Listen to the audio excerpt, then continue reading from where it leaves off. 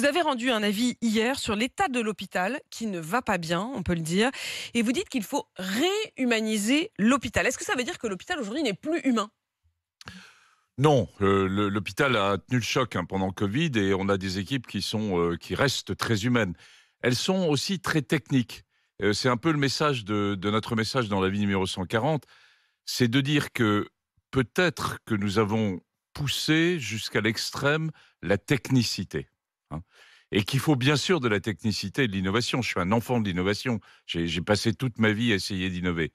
Mais inversement, l'innovation ne suffit pas. Regardez par exemple dans le Covid, les US qui ont énormément innové, qui ont trouvé les médicaments, qui ont trouvé dans une certaine mesure les vaccins, c'est là où la perte de durée de vie est beaucoup plus importante parmi l'ensemble des démocraties Parce occidentales. qu'on a désormais les Parce que chiffres avec le recul l'accès aux soins pour les sur Afro-Américains, l'espérance de vie. Je donne juste le oui, contexte dans lequel vous pouvez affirmer cela. C'est-à-dire qu'en effet, sur la perte d'espérance de vie, quand on se tourne vers cette période, on voit que les États-Unis ont perdu presque un an d'espérance de vie. plus qu'un an, plus qu'un an. Plus aujourd'hui. Ils ont perdu 2,6 années, alors que par exemple la France a perdu 0,3 années.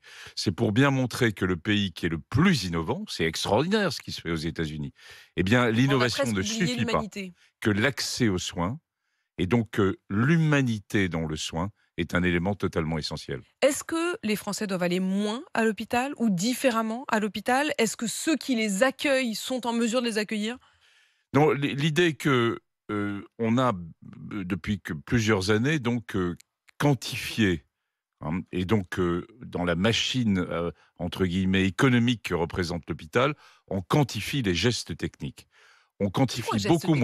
beaucoup moins bien le temps d'humanité, c'est-à-dire le temps passé, c'est-à-dire le temps pour une infirmière, pour une aide-soignante, y compris aussi pour un médecin, eh bien de discuter avec les patients. Il y a une phrase qui revient dans notre avis, c'est que le temps des soignants est de plus en plus éloigné du temps des patients. Mais Les temps ne se croisent plus. parce qu'ils sont trop peu nombreux? Parce que, alors, Parce qu'ils ont il y des a, agendas il de y a- fou? il y a plusieurs choses. D'abord, il faut voir que cette crise de l'hôpital, elle n'est pas seulement française. Elle est internationale. Tous les grands pays européens ont exactement le même problème. Les États-Unis ont exactement le même problème. Donc arrêtons toujours de voir notre petite lunette autour de la France. C'est une crise internationale.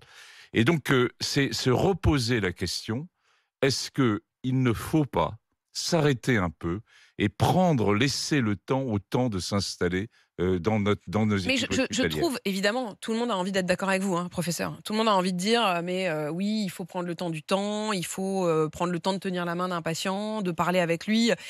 Mais honnêtement, j'imagine que les infirmières qui nous écoutent, elles doivent bouillonner parce qu'en fait, elles n'ont pas ce temps. Elles aimeraient bien le Alors, prendre. c'est bien pour ça, en effet, et qu'on insiste là-dessus, et c'est normal, c'est notre rôle du comité d'éthique, c'est de pousser un cri d'alarme en disant, attendez, on a un système de soins français qui tourne encore bien.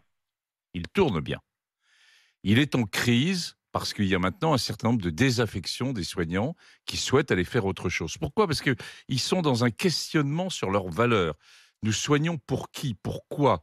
Est-ce qu'on est là uniquement avec des gestes techniques? Est-ce que prendre le temps de discuter avec le patient est aussi essentiel? Donc on veut redresser la barre. La réponse finalement par rapport à la crise hospitalière, elle va prendre du temps. Il n'y a pas de solution miracle.